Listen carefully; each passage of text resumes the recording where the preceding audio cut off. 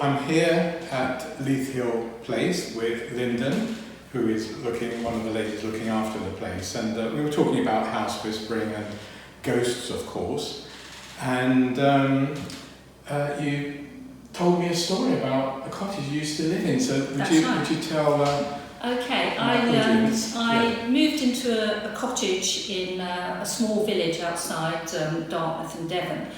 That was right next door, very old cottage, right next door to a pub.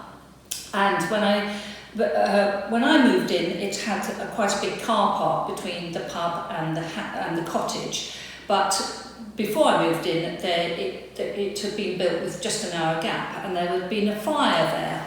And I heard from the locals that before the fire, there'd been a spirit or a ghost in the pub that would frighten all the people who were staying there by rattling latches and everything.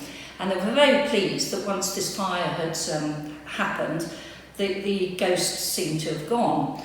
I bought the cottage, and my daughter was away at boarding school, and she would only come down on occasional weekends. And the first weekend she came down, I woke up in the night to hear the latch on her door rattling like anything, and I thought, oh, she's just not used to the latches and was trying to get out of her bedroom to go to the bathroom or something.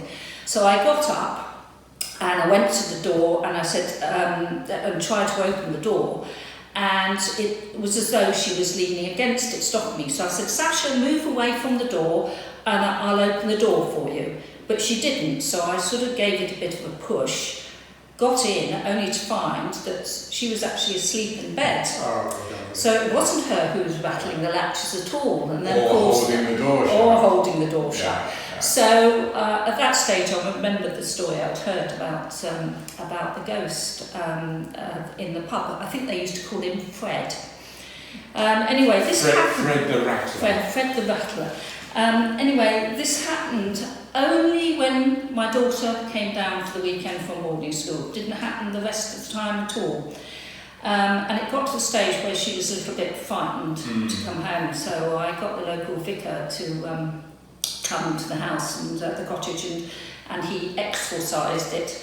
But I wasn't very popular with the publican because Fred decided to hop back to the pub and start disturbing their bed and breakfast guests.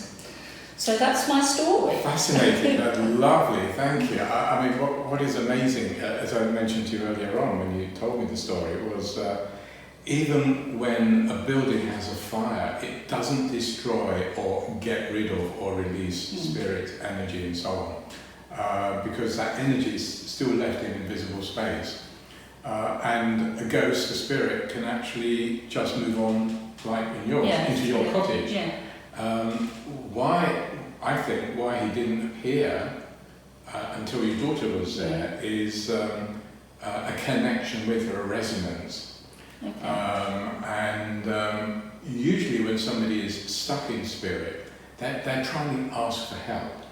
Okay. And the only way to do that is to say hi to someone who can see them. And children, of course, can see very clearly, many of them. So maybe that's why he was hopping over from the pub to try and get attention.